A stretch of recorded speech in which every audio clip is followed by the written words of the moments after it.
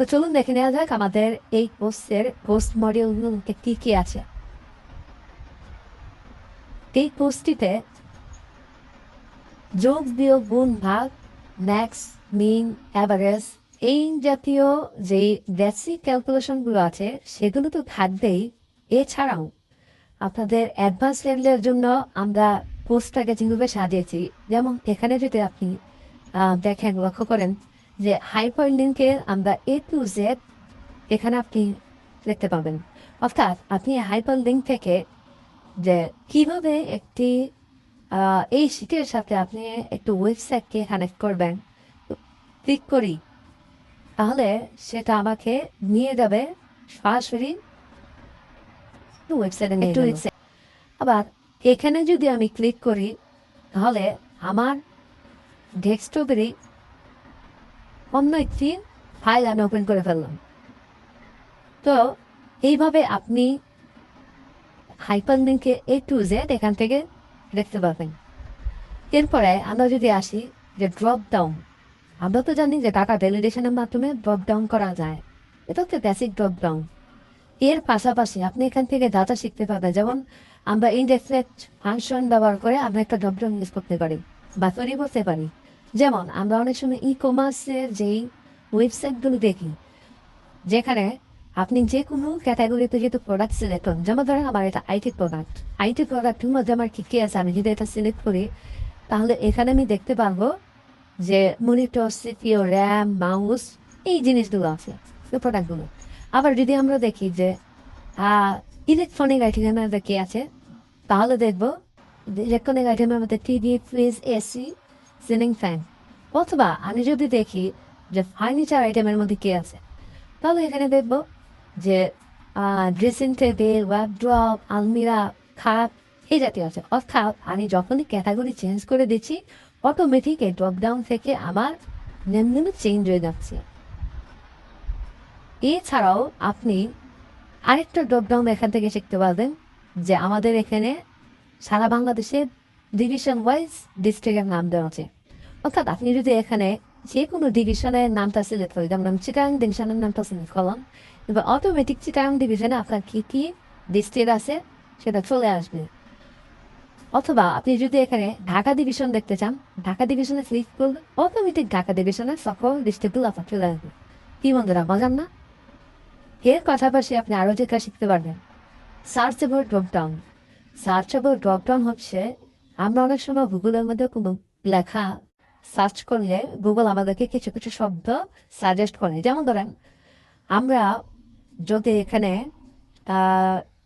TMA লিখি এবং এখানে যদি আমি সার্চ করি, TMA অনুযায়ী আমার যা যা জেলা আছে সেটা আমাকে এখান থেকে সার্চ করে দিচ্ছে। একইভাবে আমি যদি এখানে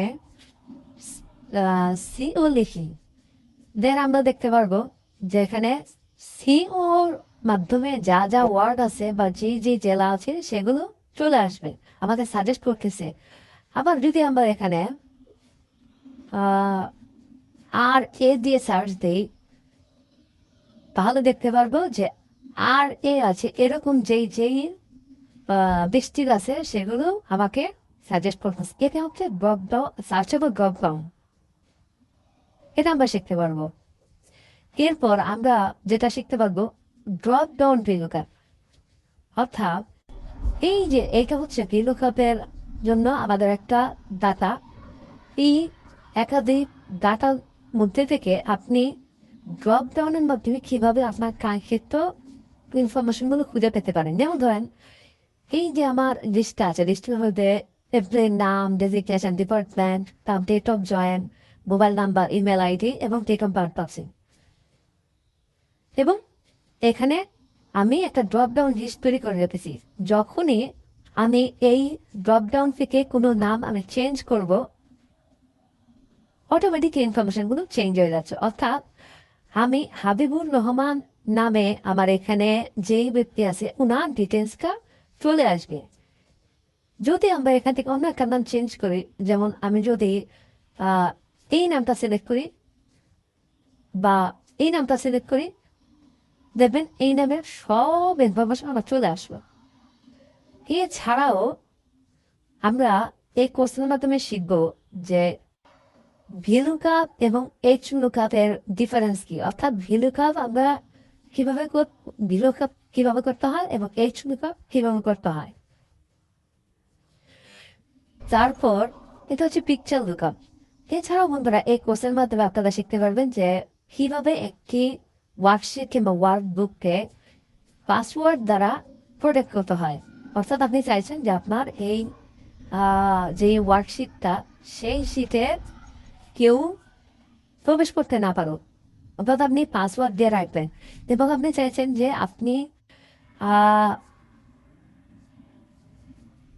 আপনি চাচ্ছেন যে কেউ আপনার ফর্মুলাটা দেখতে পারবে না, আপনি সেই ফর্মুলাটাকে হাইড করে রাখতে পারবেন। এর পাশাপাশি আমরা যেটা দেখবো ডাইনামিক রেজাল্ট শিট, অর্থাৎ আপনি এইখানে যখনই এই রোল নাম্বারের মাধ্যমে কোনো রোল নাম্বার চেঞ্জ করবেন দেখবেন অটোমেটিক তার সমস্ত ডাটা চেঞ্জ হয়ে যাবে এবং তার পিকচারটাও চেঞ্জ হয়ে যাবে। আরেকটা মজার বিষয় হচ্ছে যখন কোনো স্টুডেন্ট এখানে A+ পাবে তার এখানে পাস সবুজ কালার আসবে এবং A+ পেলে এখানেও সবুজ আসবে, আর সে যদি ফেল করে তাহলে এখানেও লাল আসবে, এখানেও লাল আসবে। আমরা একটু দেখি, দেখবেন যে ফেল করেছে তার এখানে লাল রং চলে আসছে। কি বন্ধুরা বললাম না, কি করে শিখতে পারবেন। অর্থাৎ একটি সেলসের ড্যাশবোর্ড কিভাবে তৈরি করতে হয় এখানে দেখানো হয়েছে, যেটা আমরা আপনাদেরকে শেখাবো।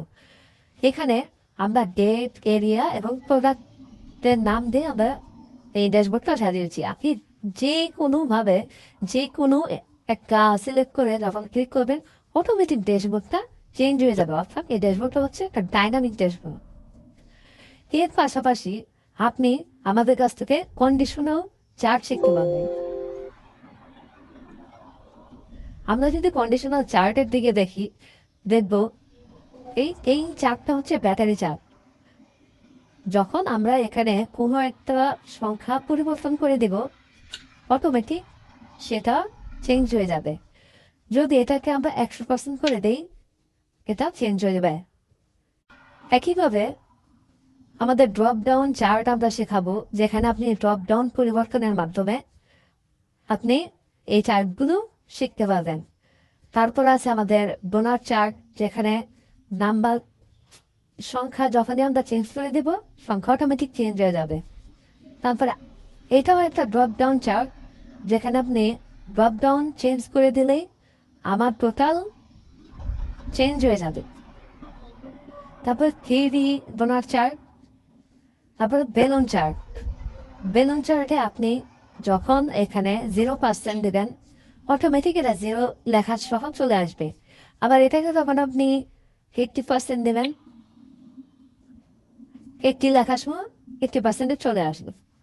কি বন্ধুরা, আশা করছি আপনাদের এই টপিকগুলো খুব ভালো লাগছে।